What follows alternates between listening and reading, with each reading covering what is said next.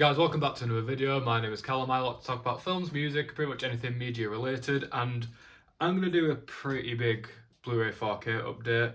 I haven't done one in a while, so I've got a lot of things to talk about. I'm going to try and go through it quite quickly, but I've just been busy, so I haven't really had a chance to make any videos.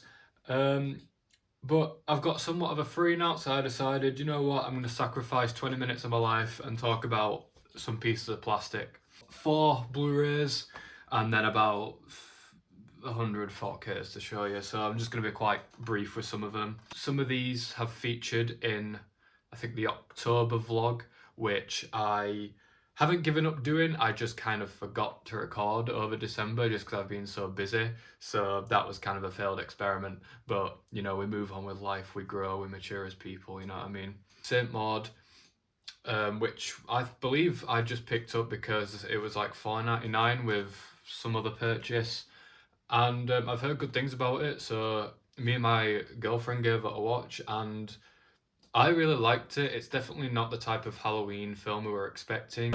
We kind of thought at one moment it was like this lesbian porn that we'd kind of stumbled across, but it is essentially about people's relationship with religion and with God and with devotion. So thematically it's very interesting. I feel like they didn't get the balance quite right. I feel like on the one hand, this film was a little bit too short and a little bit too brief to really dive fully into a lot of the themes. But at the same time, it was a little bit too obvious with what it was trying to say. So it didn't get the mix quite right for me, but it's still, really well acted, really eerie, really atmospheric, set in Brighton, I believe. So it's cool to have a horror film like this set in Brighton. So yeah, I didn't love this film, but I dug it. So adding to my Denis Villeneuve collection, Enemy. I believe this was his first American film, I believe, and it's a film I'd wanted to see for a while, so I picked it up. Jake Gyllenhaal playing a Jew role essentially, and I really liked the film. I thought Jake Gyllenhaal did a great job, and it was just a really clever kind of haunting thriller, essentially 90-minute thriller, really well directed. And to me, I kind of thought the idea of him meeting his doppelganger kind of thematically stood for, not being able to do the things that you secretly want to do deep down that are morally wrong. And I thought that was quite an interesting concept. That's what I took from the film, and yeah, really good. Next up, we got a bit of a new release. I believe this has been out for a couple of weeks now. Bodies, Bodies, Bodies, which I saw in cinemas and I really enjoyed it. Picked it up on Blu-ray, watched it again for the second time last night, and again, really enjoyed it. It's one of my favourite films of the year, honestly. I just think it's really funny, really smart, clever kind of takedown of our generation. Everything you expect of our generation, the keyboard warriors, backstabbing your friends, all the toxicity, stuff like that, perfectly put into one film. And on top of that, just a really fun twist at the end, which was kind of just genius. The murder mystery aspect of the film is probably the least interesting, just because it mostly consists of these characters walking around a mansion. But the mansion itself, I think, was used really well in terms of a setting for the film. Mostly handheld, a lot of natural lighting. And finally, for the Blu-ray section of this video, I was really excited to pick this up. I had this pre-ordered, The Ring. This is a reissue of the Blu-ray, but in a steelbook, so I believe this is like a 25th anniversary steelbook. As far as I'm aware, this is exactly the same transfer that was on previous Blu-rays. It's just in different packaging, in steelbook packaging. Now, the reason why this is special to me is for a number of reasons. One, I love steelbooks. Two, I love this film. And three, for some reason, I've never been able to find The Ring on Blu-ray in the UK. The fact that it got re-released on a steelbook, I just had to pick it up. And yeah, I don't really differentiate between this and the Japanese version of The Ring. I think they're both just as good as each other. I think this film, is a little bit more entertaining and a little bit more interesting in terms of its mystery and its characters. But obviously the Japanese original is, an absolute classic. It's iconic, and culturally it's a lot more significant than this film is. But to the film's credit, Gore Verbinski still managed to keep a lot of the, quiet, eerie aesthetic of that Japanese original. So I just think this is a great remake. Moving on to the 4Ks.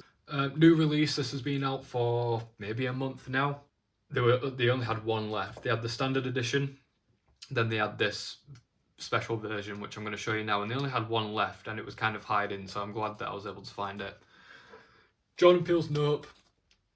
I'm not 100% sure what this edition is called. I know it's exclusive to HMV in the UK. I think it's called like a Cinephile edition or something like that. I can't remember. There's not much really to it. Essentially, you just get a slipcover and some postcards, and it's £5 extra. So you can call me stupid all you want for paying £5 for a bit of card, but I really wanted it because I really enjoyed this film, and like I said, it's limited edition and they only had one left in the shop, which I was lucky to find.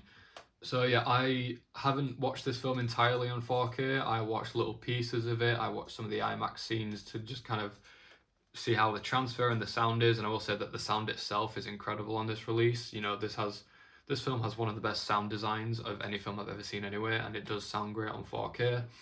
And the image quality is very good as well, particularly in the nighttime scenes and the IMAX scenes. You know, I believe this film was shot on actual celluloid, and yeah, it looks really good. In terms of the film itself, I definitely need to give it a second viewing.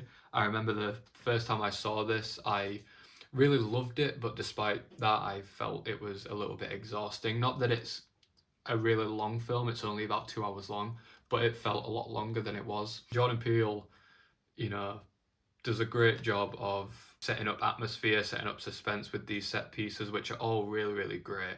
You know, hugely influenced by, you know, Spielberg. Again, a lot of that is due to the sound design as well. I found it a little bit tough to kind of completely understand the first time watching it, but I'm hoping watching it for a second time, all the different story elements will click a little bit more for me. That's what I'm hoping. Next up we have Old Boy. This is an Arrow video release. I don't believe this is a new release. No, 2021. So this release is a couple of years old now. Again, this is just a film that I heard great things about, and it was an Arrow release, so I decided to pick it up. I watched the film a month or two ago now, and I remember the first act of this film really, really well. I thought it had a really great setup, really interesting setup with some great action scenes as well. There's an action scene in a corridor, which is just one continuous take, and that really blew me away. But I can't remember anything from the last half of this film, so I think I need to give it a rewatch. I typically love Asian cinema anyway, so yeah, definitely one that I want to rewatch. Before I remember, this transfer is really good as well. I mean, Arrow are always really, really great at doing transfers, come with a really, really nice booklet. So yeah, Arrow, add into my Asian cinema Arrow 4K collection, Old Boy. So we've got something that I've had pre-ordered for quite a while, which is Scream 2. You know, not only do I love pretty much all the films, even the crap ones, the transfers on the old Blu-rays are not particularly great, so I just knew I had to pick this up on 4K. Not sure whether this transfer was taken from a 35mm camera negative. There's no information online that says if this is a brand new transfer or not, but it does look like it's had some care and attention put to it. I mean, compared to the Blu-ray, it's a lot clearer, a lot crisper. The image isn't nearly as noisy or as artificial or as digital. The grain is nice and structured, and I did notice an uptick in detail in terms of things that were out of focus in the background looking a little bit sharper. And because there's not nearly as much noise, you are able to see facial features a bit more prominent, I guess is the word. But most of all, just the color grading. I mean, the Blu-rays for the trilogy were just really overblown, kind of washed out. But the colours on this, you know, it looks like a 90s film. You know, it's really nice and warm. The darks are really dark. The whites are super bright. So it's probably not going to blow you away, but the transfer is really good. Unfortunately, nothing much in terms of special features or sound or audio. But if you're a huge Scream fan and you want this film the best quality that you can, then, you know, I'd recommend you pick this up. Maybe not full price, because all you're getting is the improved picture quality. But yeah, the film itself, you know, I don't think it's quite as good as the first one. It's just not as smart, not as clever, not as tight in terms of its script, but I still love it. Some of the best chase sequences of the entire franchise. I believe this next film has been on sale for $13.99 since, you know, the dawn of time. Snatch on 4K. This is a film I've also heard very good things about, so I picked it up because $13.99 for a 4K is really, really cheap. Tried watching it, I was enjoying the film, but I ended up falling asleep halfway through. So, like Oldboy, this is a film that I need to kind of give it a rewatch because this seems like my type of film. So yeah, don't really have much to say on the transfer or on the film itself because I haven't really seen it all the way through. Speed, 2 for 24 deal. I showed this on a vlog as well a couple of months ago. This was hiding in like a different section of HMV. There's a 2 for 24 deal going on that they weren't advertising very heavily, but I mean, I saw this and I saw the next film I'm going to show, and it was just a great deal. And Speed is just one of the best action films of the 90s, just by concept alone and by cast alone. It's amazing. And yeah, this transfer, nothing probably going to blow you away, but it's just a very natural, very filmic transfer that is just better than the Blu-ray. And that's all you can really ask for. Great sound as well, really nice slipcover. So yeah, that's Speed. And then also with the 2 for 24 deal, Die Hard. So getting Die Hard and Speed on 4K for £24 is kind of like a no-brainer for me.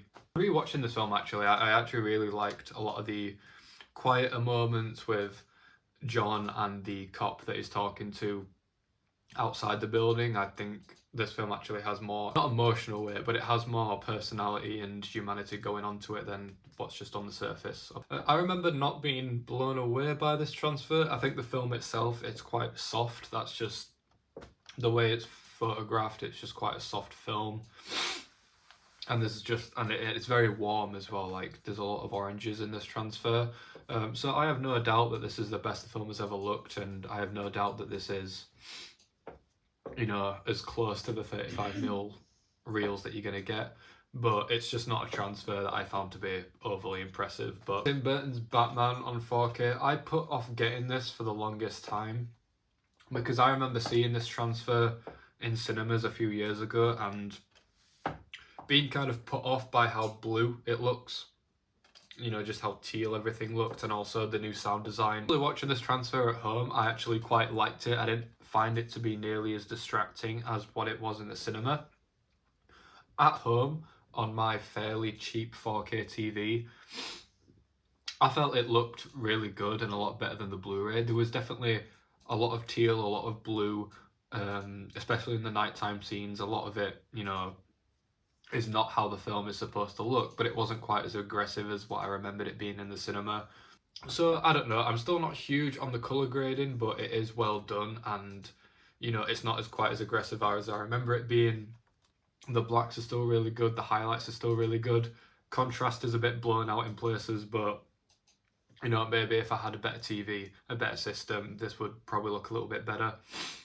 But I mean, so yeah, the HDR, the colour grading is a bit odd. But in terms of just the resolution itself, I mean, this is a huge upgrade over the Blu-ray in terms of sharpness, detail, grain. It is a major improvement over the Blu-ray. So it's kind of like, what do you prefer? Would you rather have a really detailed, high-quality picture with non-accurate colours, or have a soft, undetailed picture with, you know, correct colour grading? So, you know, I'm probably going to keep the Blu-ray, but still, I mean, the transfer itself, I think it's fine. I think it's okay. Finally, come to the last 4K. This was a gift, an early Christmas present from my girlfriend. Film that I've been wanting for a while. Evil Dead 2. I'm really happy to have this because I've been wanting it for a while. I remember being really excited to watch this when I first got it, and I did. Watching this on 4K was the first time I'd watched it in maybe... I want to say maybe 7, 8 years. I think I remember seeing it like on a crappy DVD or on TV once when I was really young. So watching this on 4K was the first time I'd see the film in a while. And I still watch the original Evil Dead, you know, once every couple of years maybe. You know, it's not I won't consider it a great film, but it's a cult film. It's a film that is incredibly impressive considering how young they were and the budget. And it still works as a horror film. I mean, it's a pretty grisly film. Rewatching this film, I expected to love it, and while I did enjoy watching it, I don't necessarily think it's as great as horror fans make it out to be. People seem to live and die by Evil Dead 2. Personally, I think I definitely prefer the original. I think where this film works best is when it is just Bruce Campbell and the Deadites. And it's just Bruce Campbell doing, you know, the kind of the slapstick humour with Sam Raimi's strange camera work. I think the film has a lot of charm to it, and it's very unique. But once they start bringing in all these different side characters and they start trying to up the special effects to the point where it does look very dated, I can't really get on board with it. I also don't understand why they chose to remake the first one in the first 10 minutes, just a bit strange to me. So yeah, the tone of this film, the style, I don't think totally clicks for me, but that might be mostly due to the script. But still, it is a fun watch, definitely. And it looks amazing on 4K. This 4K transfer I thought was fantastic. Just the colours alone were just great. So yeah, that's my Blu-ray 4K update. I know it's been a long one, but thanks for watching, and I'll see you in the next video.